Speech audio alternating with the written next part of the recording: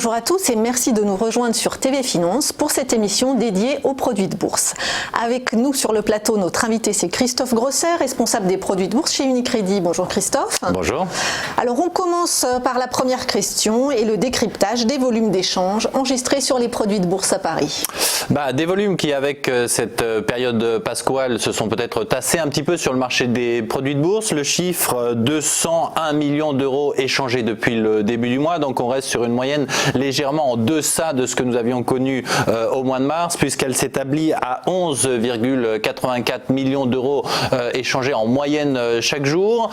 Une tendance qui s'est cependant renforcée dans les dernières séances et qui s'explique par le fait que les investisseurs se sont peut-être concentrés peut-être un peu plus sur des transactions de court terme sur les indices, puisque les turbos pris dans leur intégralité, donc turbo classique, turbo illimité, turbo illimité best, ont représenté 54% des échanges, ce qui est relativement important par rapport à la moyenne habituelle.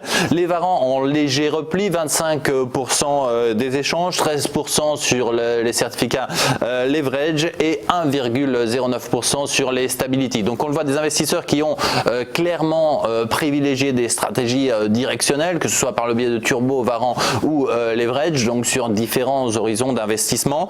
À remarquer que tout de même, comme nous le soulignons, que les stratégies peut-être d'un peu plus court terme ont dominé, puisque si nous sommons les transactions faites sur les turbos qui ont représenté 20,9% des échanges avec celles sur les leverage 13%, nous arrivons quasiment à un quart du marché qui a été fait sur des transactions, donc sur des produits tout au moins qui s'appliquent à des transactions de court terme. Donc des transactions de court terme sur l'indice, nous le verrons dans la séparation des échanges, qui reste la stratégie qui a été principalement utilisée par les investisseurs dans les dernières séances.